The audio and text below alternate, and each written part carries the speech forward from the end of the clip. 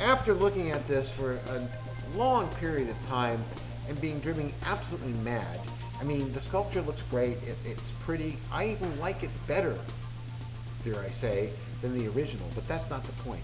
This is supposed to look like Liz Moore's sculpture that she did. Wonderful lady, wonderful artist for 2001: A Space Odyssey. And so I took some pictures of it looking straight down, straight on, and it was my opinion the head was too big. There was just something not right about it. So I shared that with Adam. He wrote me back a couple of times after looking at it and said, yes, you know, the head's too big, the eye placement could be off and all that's a great sculpture, but we want it to look like the real thing. So that made me toss and turn most of the night.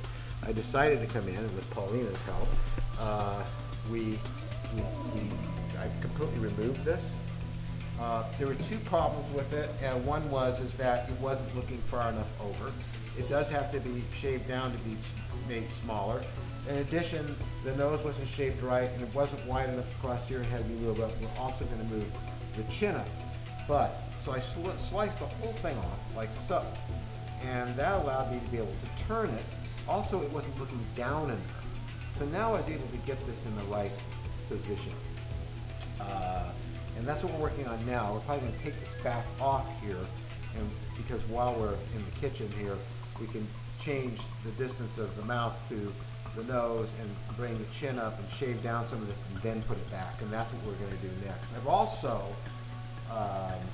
been working on the legs and the arms, and when you look at the actual pictures that Adam sent me that he took, you can see that they're much shorter here. These legs are really kind of an odd proportion. They're very short and stumpy here.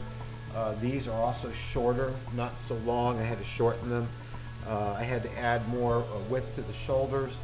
Just doing everything we can to get this more like the real thing. So what we're going to do next, Paulina and we're going to bring this over here and work on changing the position of the mouth and everything. Now, if you go back over here, let's see if I can get out of this really quick so you don't have to cut camera.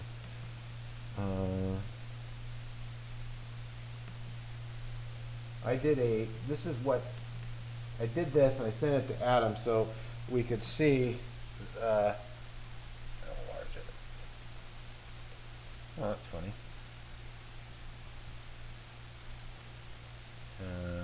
Full size, there we go. This is relatively the same scale, so you can see, as nice as my sculpture was, how wrong it is. So, and everything had to be adjusted, and that's what enabled me to make these changes. So, Paulina is going to help me, and Paulina's over there. Hi, Paulina. Thanks for coming.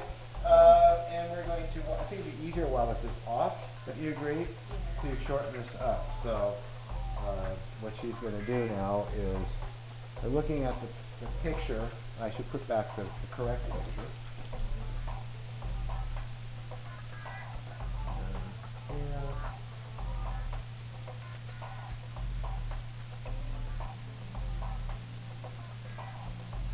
So what I want to do is I want to level the mouth out, and we want to shorten this distance in here.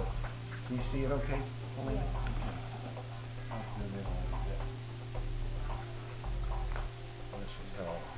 Get that straightened out. You can see that the mouth kind of goes, you can tell she sculpted this, the head while it was actually on the body, because she ran into the same problems I did. And you can see how this mouth is actually longer on this side, from the dimple in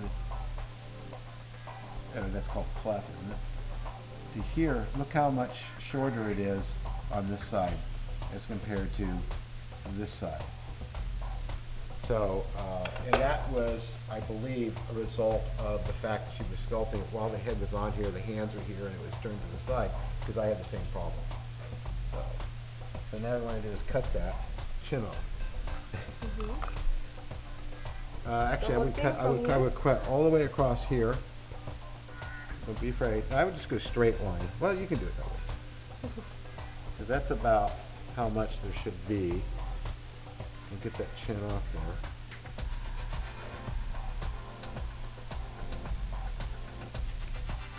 Alright, and we should remove some off of here. I'm going to get it level.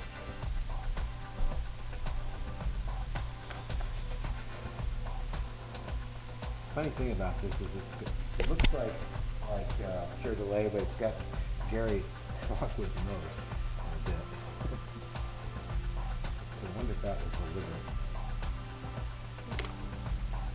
Anyway, so we got that there. Now, what do we got? That.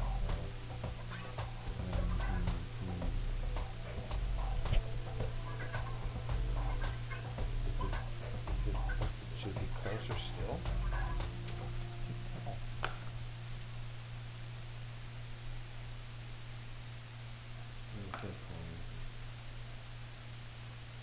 Kind of hard doing it this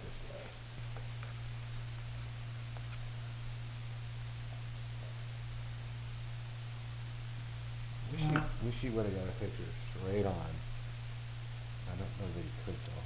Sorry.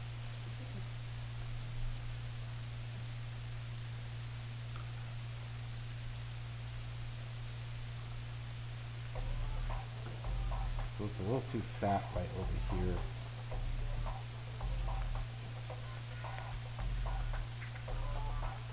And it's really handy being able to sculpt it this way, flat, stand on it, and then just stick it back.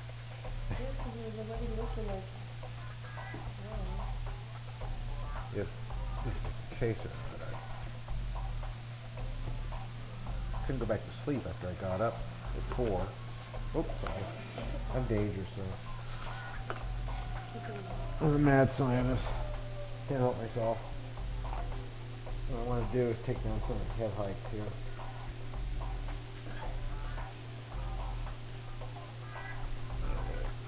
Take that off, and then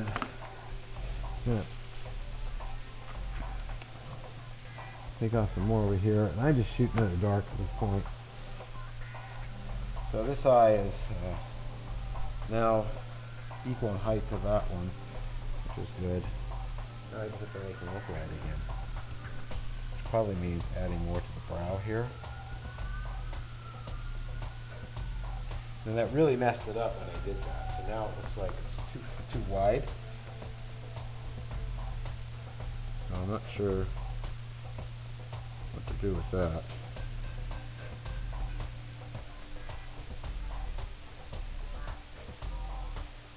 I'm going to zoom in on that eye so you can see it better.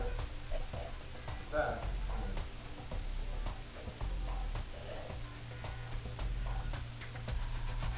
Here you can see how that eye is shaped. Paulina, look at that. You can see all the crude sculpting lines and stuff that are in the original, and you see they didn't do a very good job of cutting the eye open, but you can see how that lid is shaped there on the side. And also, you can see, when you look like that, look at the mouth. It's got an overbite. So we need to add that too. It's kind of there, isn't it? Thinner right here on the top. It should go flatter, and it looks like, it should go flat here. Yeah. It's already there. You're not able to just have a free hand at doing the sculpture. It has to look like the very object. So.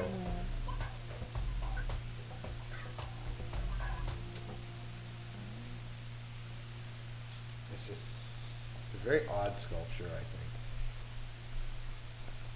There's more here, when you look on that, there's more forehead protruding, I've noticed, up here. Like right down into here. And every little tiny thing we do contributes to this looking more like the real thing. Okay, I have been working on this with Paulina's help, and I think we're much closer to what it should be. And so now I'm going to stick it back on here and aim it down like this. And start wedging it up here because he's supposed to be looking down more. And I gotta get some clay underneath there. Don't fall off. You can see now, and I know George sees it, it's really leaning and tilted down much better than it was. I'm going to play in here to maintain that position. Quick. And then I have to remove a bunch of other clay, but the head is clearly smaller now, which is what I wanted, because it was way too big before.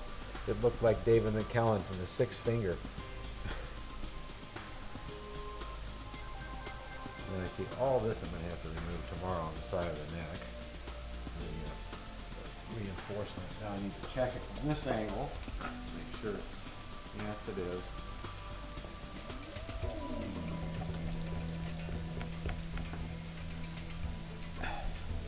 Now, let's lay up in here, like that. And if we stand back and look at it from over here, you can see that it's looking a lot more like it. The head still looks enormous to me, but a lot of that would play down here, which I can quickly remove.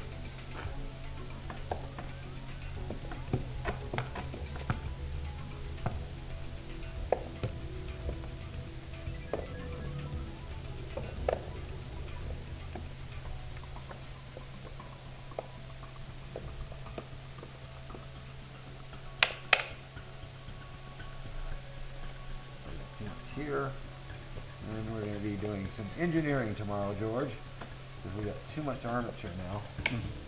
But now the head looks the right size.